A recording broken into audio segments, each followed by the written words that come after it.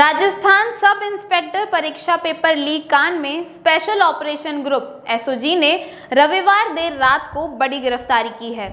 RPSC के पूर्व सदस्य रामूराम रायका को गिरफ्तार किया गया है, जिसके बाद सोमवार को तत्कालीन आरपीएससी सदस्य बाबूलाल कटारा के साथ 5 ट्रेनी एसआई को भी गिरफ्तार किया गया है।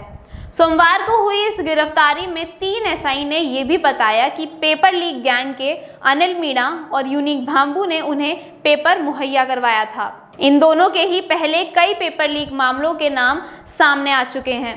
पुलिस ने अपराधियों को 6 दिन की रिमांड पर रखा है, जिसमें पुलिस रायका और कटारा से आमने सामने बिठाकर उनसे पूछताछ करेगी।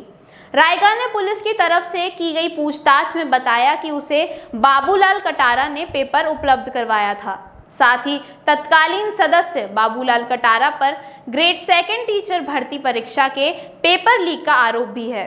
अब तक एसओजी अपनी जांच में आरपीए के 42 ट्रेनी एसआईज को गिरफ्तार कर चुकी है, जिसमें रामूराम रायका के बेटे देवेश रायका और उनकी बेटी शोभा रायका भी शामिल हैं।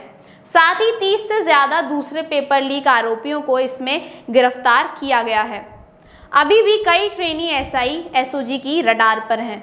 एसओजी की तरफ से ये भी बताया गया है कि जब उन्होंने इन आरोपियों का दोबारा टेस्ट लिया था तो उनका प्रदर्शन बहुत ही खराब था।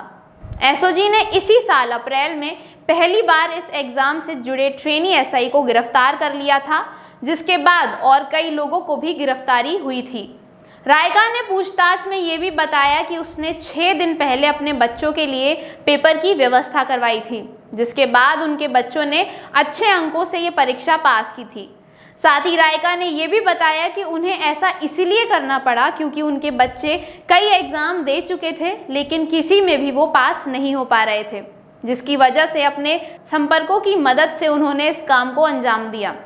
साथ ही ये भी पता चला है कि अगर ये गिरफ्तारी नहीं होती तो रायका यूपीएससी के भी सदस्य बन सकते थे।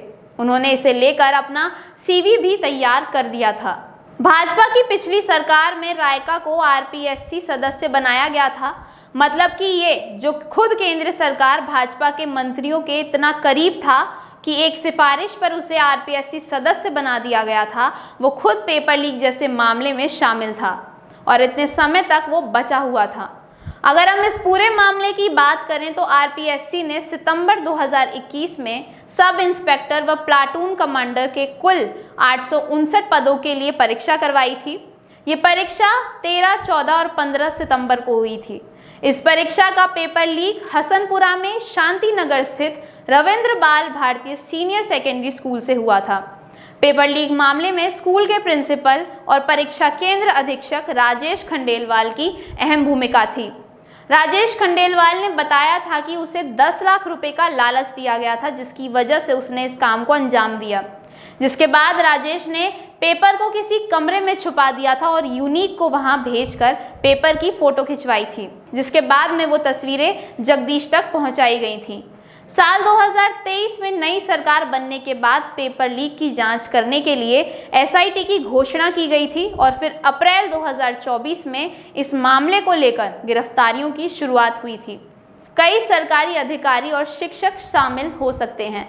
मामले पर एसओजी के एडीजी वीके सिंह ने कहा कि आने वाले समय में और भी कई चेहरे बेनकाब हो सकते हैं। इस मामले पर एसओजी ने एक विशेष टीम भी बनाई है जो कि इस पूरे मामले की निष्पक्ष होकर जांच करेगी। राजस्थान में इस पेपर लीक की वजह से परीक्षाओं की पारदर्शिता पर कई सवाल खड़े किए गए हैं।